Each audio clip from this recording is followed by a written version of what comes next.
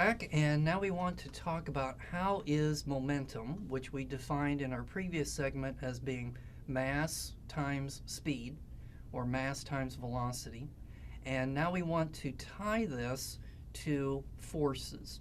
So first we're going to write down Newton's second law of motion, which said that the net force, or the total force acting on a system, causes that system that has a mass m to accelerate. So that was our definition of Newton's second law of motion.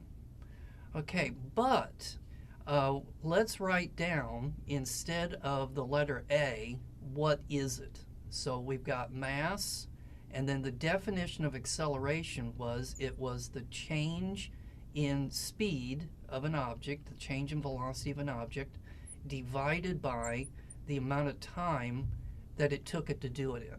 So that was our definition of acceleration.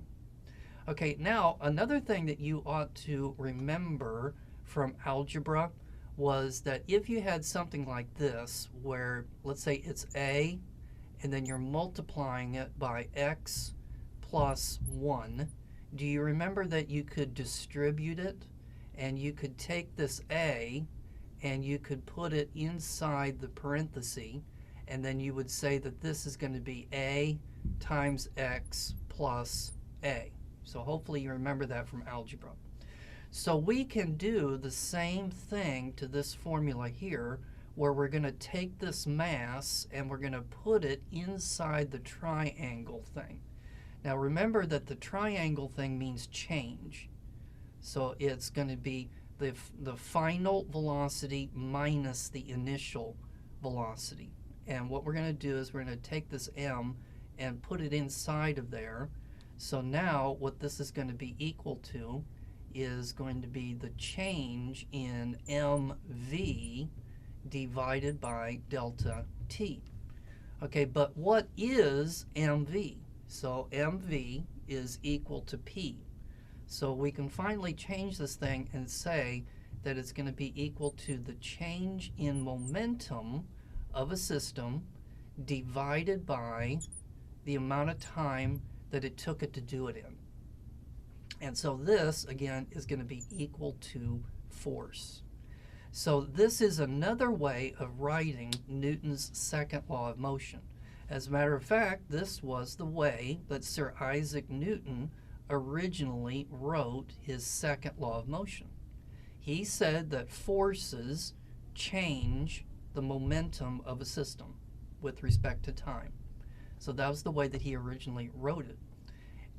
Now this one up here, force equals ma, is okay as long as the mass is not changing.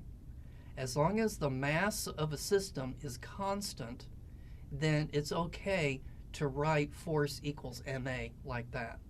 And so in all of the problems that we've been doing so far, we've always assumed that the mass was not changing. But think about a rocket ship. So a rocket ship initially has a certain amount of fuel inside of it, and that fuel has a certain amount of mass. So when the rocket ship takes off, it's going to be shooting some of that fuel out the bottom end of the rocket. So that means the mass of the rocket is going to be changing as it's going up into the air. So you would not be able to use this formula in order to predict the motion of that rocket ship. But you could use this formula down here to do it. Now, we're not going to do that, okay? So that's in a more advanced physics class where you would learn how to calculate the motion of a rocket ship. It's not too difficult, but it's just more than what we want to do. So that's the usefulness of this formula here. Okay, now in our next segment, we're going to talk about what is going to happen to this formula if there is no external force acting on the system. And I'll see you in just a moment.